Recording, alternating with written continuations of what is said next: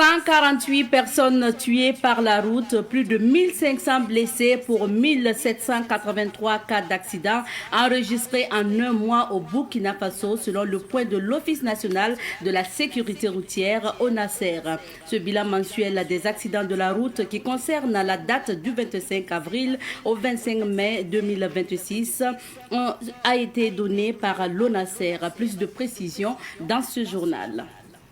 Les journées scientifiques de la police se tiennent depuis hier à Ouagadougou au niveau de l'École nationale de la police de Ouagadougou. Nous reviendrons sur la cérémonie de lancement de ces journées scientifiques dans ce journal. Madame, Messieurs, bonjour et bienvenue à l'édition de midi sur Savan TV. Merci de votre fidélité. Et pour commencer cette information, la campagne de chimio-prévention du paludisme saisonnier dénommée CPS+, débute aujourd'hui, 25 juin, jusqu'au 18 octobre 2026. Le CPS+, est une campagne de distribution de médicaments gratuits aux enfants de 0 à 5 ans. Au total, près de 5 millions d'enfants bénéficieront de cette campagne dénommée campagne de chimio-prévention du paludisme saisonnier appelée CPS+. Dans la suite de ce journal, en prélude de la première édition du Forum africain sur la santé, la sécurité et le bien-être au travail, AFRIST, qui se tiendra du 2 au 4 juillet prochain à Ouagadougou, Sailon Consulting, en partenariat avec Arobase Communication, qui porte ce forum, a animé une conférence de presse.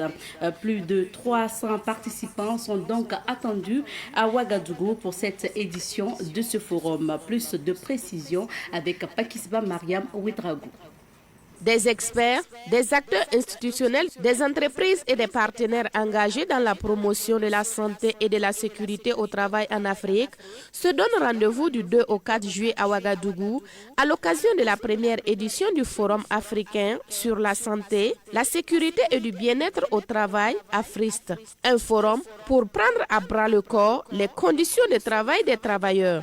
Ce forum entend vraiment s'occuper de tout ce qui est accidentologie au travail, tout ce qui est bien-être. Quand on dit bien-être, bien sûr, c'est le bien-être mental, psychologique, donc les risques psychosociaux, le bien-être également aussi, pourquoi pas, comment faire en sorte que le stress ne soit pas donc un compagnon de tous les jours donc des travailleurs. Le bien-être du travailleur est bénéfique à l'employeur car cela augmente sa productivité. Investir dans la santé et la sécurité au travail n'est pas une dépense. C'est un investissement rentable qui améliore la productivité, réduit les coûts liés aux accidents, renforce l'engagement des travailleurs et contribue à la performance globale des organisations. Les organisateurs veulent explorer les technologies qui garantissent la santé, la sécurité et le bien-être des travailleurs à travers le thème « Innovation technologique en santé-sécurité au travail durable des entreprises en Afrique ». Les innovations technologiques, que ce soit l'intelligence artificielle, que ce soit les outils connectés aux équipements de protection individuelle que vous connaissez, les casques, les gants, les gilets, etc., seront affectés effectivement par les innovations technologiques dans le domaine donc de la santé-sécurité. Mais il y a également aussi la recherche d'indicateurs, d'informations relatifs aux environnements, que ce soit la poussière, que ce soit le bruit, que ce soit les vibrations sur les chantiers. Au total, 8 conférences, des panels d'experts, des ateliers pratiques, des rencontres B2B sont au menu de ces 3 jours de rencontres. Plus de 300 participants sont attendus.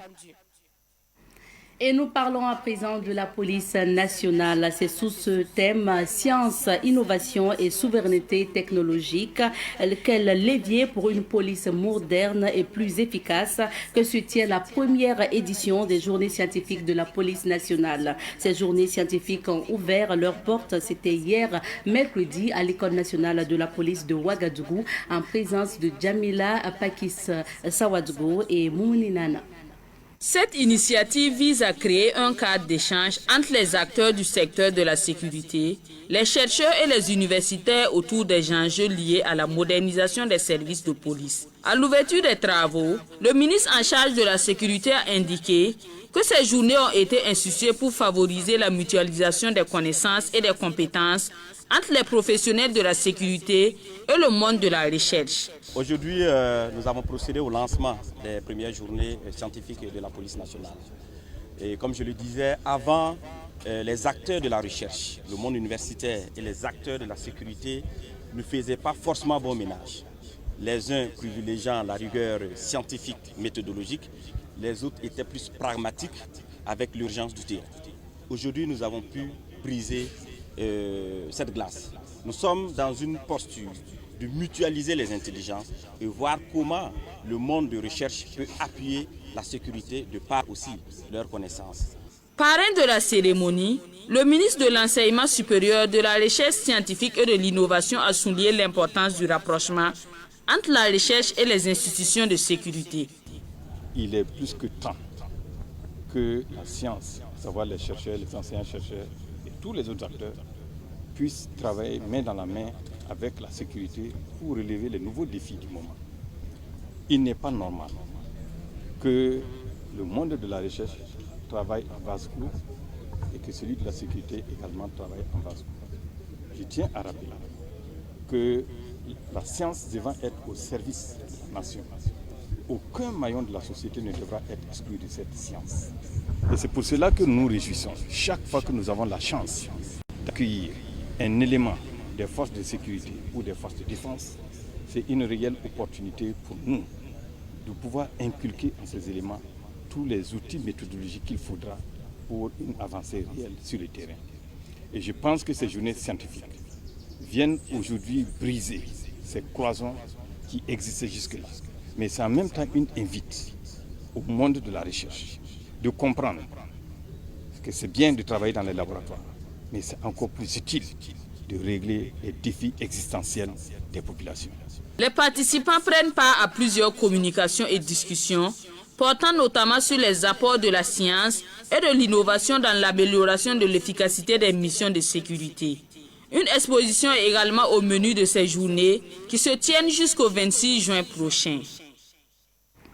Nous parlons toujours études, soutenance de thèse au Caire en Égypte. Ali Ouedraogo est désormais docteur. Il a soutenu sa thèse au niveau de l'université Al-Azhar Al-Sharif, obtenant la mention excellent. Son travail de recherche a porté sur le tafsir et les connaissances du Coran. Daouda Nyamego pour le reportage. Un document de 606 pages qui parle du tafsir et des connaissances du Coran, fruit de 5 ans de recherche, d'abnégation et de don de soi du désormais docteur Ali Ouedraogo. Il est le 6e Burkinabé à soutenir une thèse de doctorat dans cette prestigieuse université Alsace de plus de 1000 ans. Le désormais docteur Ali Ouedraogo ambitionne mettre sa recherche au profit de la paix et la cohésion sociale au Burkina Faso. Je vais mettre cette recherche au profit de mon pays. Mon ambition est qu'elle serve d'outil pour la paix, la cohésion sociale et le vivre ensemble au Burkina Faso. Chaque citoyen devrait avoir cette vision, travailler pour la paix et l'unité de la nation. Les connaissances acquises, je compte les mettre aussi au service des musulmans afin de continuer au renforcement de l'unité au sein de la communauté. Les musulmans partagent le même Dieu, le même prophète, le même Coran et les mêmes valeurs de fraternité. Par la grâce de Dieu, ce sera ma première mission à mon retour au pays, aux côtés de toutes celles et de tous ceux qui partagent cette même vision de paix, d'unité et de cohésion sociale. Des étudiants burkinabés vivant en Égypte ont assisté à la soutenance de l'impétrant. Pour leur président, Ibrahim Kwanda, cette réussite dépasse le cadre individuel et constitue une fierté pour l'ensemble du Burkina Faso.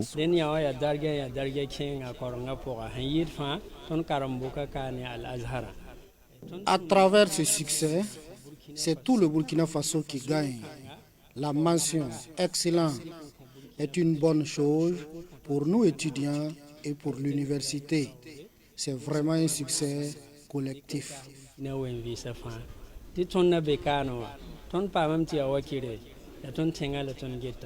Un sentiment partagé par la diplomatie burkinabé.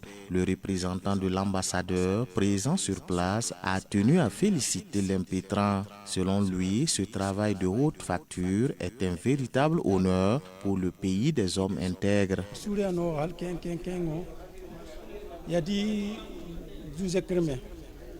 Parce que Burkina, Égypte et l'Arabe. C'est une fierté pour le Burkina Faso. Quitter son pays pour poursuivre des études et mener des recherches de haut niveau en Égypte jusqu'à l'obtention de ce diplôme est un mérite qui force l'admiration. Cette réussite nous rappelle également que la connaissance de la religion musulmane n'est pas l'apanage du monde arabe. Les chercheurs africains et burkinabés en particulier ont aussi leur contribution à apporter dans la pensée.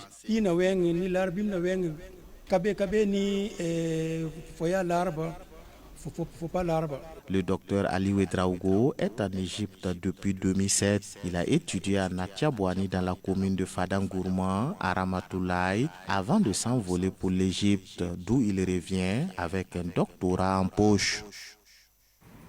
Retour à Ouagadougou où l'association des jeunes couturiers engagés pour la nation a lancé officiellement ses activités ce matin à Ouagadougou, près de 2 ans d'existence après. Elle ambitionne de promouvoir le Made in Burkina à travers la création authentique et compétitive. Cette association souhaite également participer à l'habillement des forces de défense et de sécurité et des VDP. Nous écoutons le président de l'association, Mahamadi Zongo, au micro de Samuel Moko. Notre association est née d'une conviction forte, celle de la jeunesse, lorsqu'elle est organisée, formée et engagée. Constitue un levier puissant de transformation sociale et économique. En tant que jeunes couturiers, nous ne sommes pas seulement des artisans de la mode, nous sommes également des acteurs du développement, des créations de valeurs et des ambassadeurs de notre identité culturelle. L'Association des jeunes couturiers engagés pour la nation a pour mission principale de fédérer, encadrer, promouvoir les jeunes talents du secteur de la couture. Elle vise également à renforcer leurs capacités techniques et entrepreneuriales, à encourager l'innovation dans la mode et à la contribution active de la lutte contre le chômage des jeunes. À travers nos activités, nous ambitionnons de promouvoir le mode en Burkina Faso à travers des créations authentiques et compétitives. Participer à l'habillement de nos forces de défense et de sécurité et des VDP. Offrir des formations continues et spécialisées à nos membres. Initier des actions citoyennes et solidarité au profit des couches vulnérables. Établir des partenariats stratégiques avec des instituts publics et privés. Je voudrais ici lancer un appel solennel à tous les jeunes couturiers à nous rejoindre. Engagés, ensemble, faisons de notre passion un véritable levier de développement pour notre nation.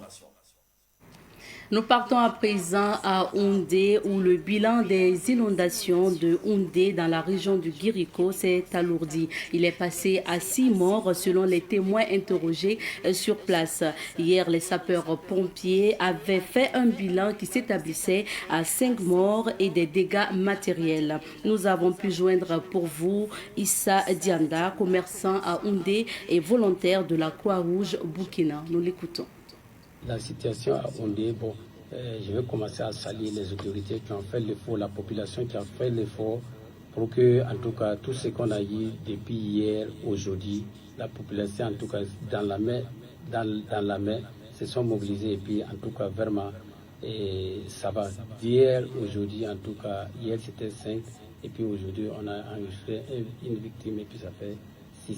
Les causes, c'est un phénomène naturel qui peut arriver à tout moment, à n'importe quel lieu.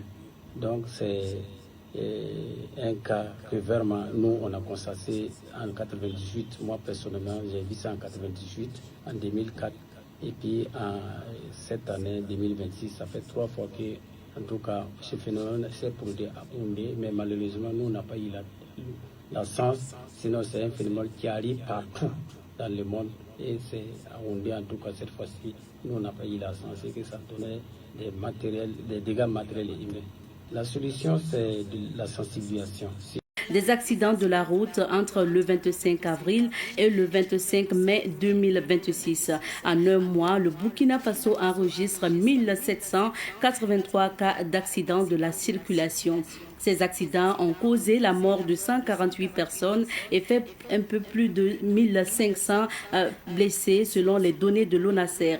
L'ONASER précise que ce bilan d'avril à mai constitue le plus lourd bilan enregistré par mois depuis le mois de janvier 2026.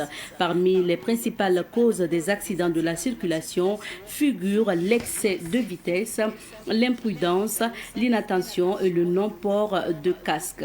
L'ONASER appelle les usagers de la route au respect strict du code de la route afin de prévenir les drames et préserver des vies. Et c'est avec cette information que se referme le journal de la mi-journée sur Savane TV. Merci à vous de votre fidélité et bon appétit.